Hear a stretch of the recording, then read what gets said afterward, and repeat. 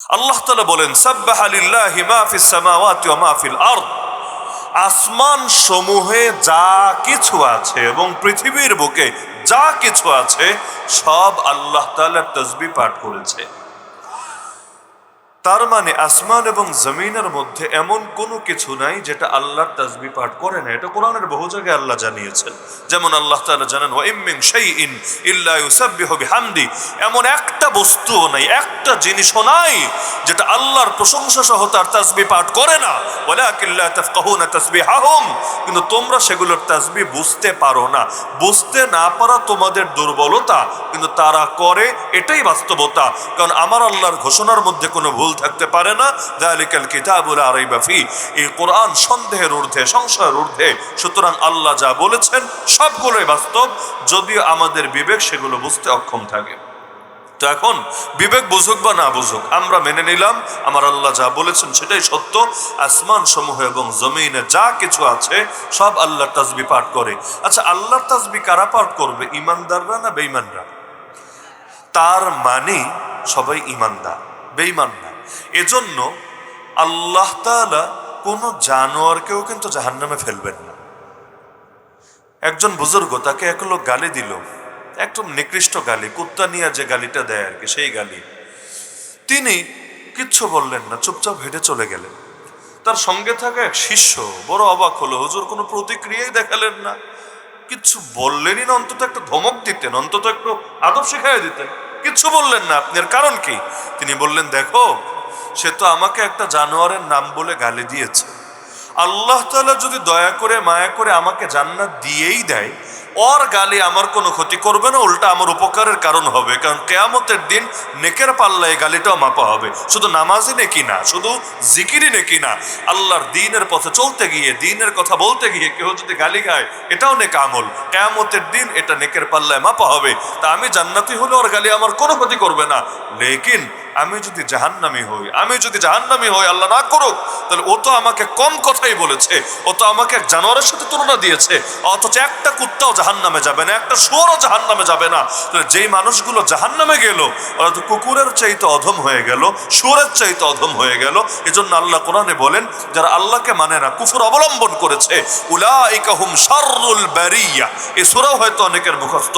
উলাইকা হুম শাররুল বারিয়া, আল্লাহ জানিয়ে দিচ্ছেন সূরা বাইনার ভেতরে 30 নম্বর পারায়, এরা হলো সৃষ্টি জগতের সবচাইতে নিকৃষ্ট। এমনকি আল্লাহ কোরআনে এক জায়গায় জানান, উলাইকা কাল আনআম বাল হুম আদাল, এরা চতুষ্পদ জন্তুর মতো। প্রথমে বললেন এই কাফেরগুলো চতুষ্পদ জন্তুর মতো, এরপর বললেন না না, চতুষ্পদ জন্তুর মতো না, বাল হুম আদাল, বরং এর চাইতেও বেশি বিপদগামী, এর চাইতেও বেশি পথহারা। উলাইকা হুমুল গাফিলুন, এরাই আসল গাফেল, আসল উদাসীন। এজন্য আল্লাহ রাসূল হাদিসের মধ্যে বলেন, আসমানে এবং জমিনে এমন কোন বস্তু নাই যেটা জানে না এবং মানে না আমি আল্লাহ রাসূল, শুধুমাত্র ইল্লা আসিয়াল জিন্নি ওয়াল ইনস, এক শ্রেণীর অবাধ্য জিন আর ইনসান বাদে। নবীর শব্দ দেখেন, মা মিন শাইইন, এমন কোন জিনিস নাই, ফিল আরদি ওয়ালা ফিস সামা, না জমিনে না আসমানে, ইল্লা ইয়ালামু, যেটা জানে না, ইলম রাখে না, আন্নী রাসূলুল্লাহ, যে আমি আল্লাহর রাসূল। শুধুমাত্র ইল্লা আসিয়াল জিন্নি ওয়াল ইনস, শুধুমাত্র কিছু অবাধ্য জিন আর মানুষ বাদে। এজন্যই অনেক জিন আর মানুষকেই জাহান্নামে যেতে হবে। এছাড়া অন্য যে বস্তুগুলো আছে এদের জাহান্নামে যাওয়ার আশঙ্কাটা নাই। কেন? কারণ আল্লাহ তাআলা তাদেরকে ঈমানের দৌলত দিয়ে দিয়েছে। এখন বলবেন আমাদেরকে এভাবে অটো জান্নাতি বানায় দিতেন না, আল্লাহ তাআলা ওদেরকে অটো জান্নাতি বানান নাই, অটো জাহান্নাম থেকে মুক্তি দিয়েছেন, জান্নাতি তো বানান নাই। জান্নাতি হওয়া ভিন্ন জিনিস, জান্নাতি হওয়া ভিন্ন জিনিস। যেমন ফেরেশতাদের জন্য কি আল্লাহ জান্নাত বরাদ্দ রেখেছেন? আল্লাহ একটা আয়াতেও কোথাও বলেন নাই, নবীজি একটা হাদিসেও কোথাও বলেন নাই যে আল্লাহ অমুক ফেরেশতারে 10টা জান্নাত, অমুক ফেরেশতাকে 20টা জান্নাত, অমুক ফেরেশতাকে 50টা জান্নাত দিবেন। কিন্তু আল্লাহ তাআলা এই পাপী বান্দার জন্য ঘোষণা দিয়েছেন তিনি এদেরকে জান্নাত দিবেন। এমনকি জিনরা জান্নাতে যাবে কি না এটা নিয়ে ইমামদের মধ্যে প্রচুর ইখতিলাফ আছে।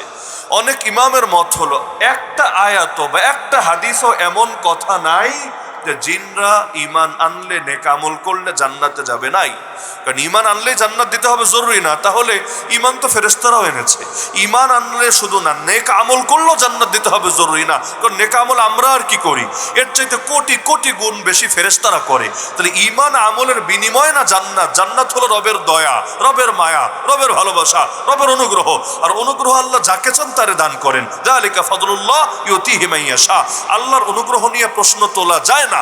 আল্লাহ যাকে যা ইচ্ছা দিবেন, পৃথিবীর কেউ সেটা নিয়ে হিংসা করার অধিকারী রাখে না। এজন্যই তো ইবলিস হিংসা করেছিল আদম আলাইহিস সালামকে। ফলাফল কি হয়েছে সকলের জানা আছে, শুধুমাত্র হিংসা। ওর জ্বলেছে এই কারণে, আমি এতকাল ইবাদত করলাম কিন্তু আল্লাহ আমাকে বলে আদমকে সেজদা দিতে, এটা কি হয়?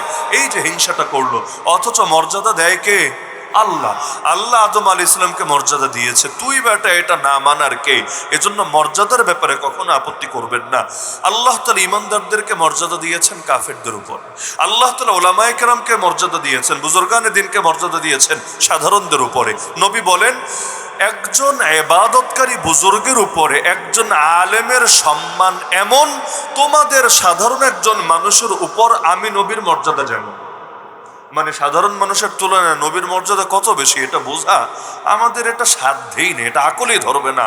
তো একজন বুজুর্গ বান্দা ইবাদত করে কিন্তু আলেম না, নবী বললেন ওর চাইতে একজন আলেমের দাম এত বেশি, এত বেশি যেটা তোমাদের মাথায় ধরবে না। ফাদলুল আলিমি আলাল আবিদি কাফাদলি আলা আদনাকুম। এখন কেউ যদি সেই জিনিসটা নিয়ে হিংসা করে এবং আলেম ওলামাকে অবমূল্যায়ন করে, কিয়ামতের দিন তো আল্লাহ নিজেই বাদী হবে ওদের বিরুদ্ধে। তো এজন্য আল্লাহ প্রথম আয়াতে জানালেন যে সবাই আল্লাহকে মানে, আল্লাহ তাসবিহ পাঠ করে, ওহুল আজিজুল হাকিম, আল্লাহ মহাপরাক্রমশালী, আল্লাহ চিরপ্রজ্ঞাময়। দ্বিতীয় থেকে নিয়ে চতুর্থ আয়াত, এই তিনটা আয়াতে মূল একটা বার্তা, এবং আমার ধারণা কর্তৃপক্ষ মূলত এই তিনটা আয়াতের আলোকে বার্তাটা দিতে চেয়েছেন। তবে এক নম্বর আয়াত যেহেতু শুরু করা লাগে এক থেকে, এজন্য বরকতন এটা রেখেছেন। কেন? অনুবাদ শুনলেই বুঝবেন। দ্বিতীয় আয়াতে আল্লাহ বলছেন, ইয়া আইয়ুহাল্লাযীনা আমানু, হে ঈমানদাররা, লিমা তাকুলুনা মা লা তাফআলুন, কেন এমন কথা বলো যেটা নিজেরা করো না?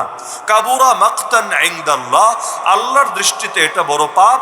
আন তাকুলু মা লা তাফআলুন, তোমরা যা করো না সেটা মুখে বলা।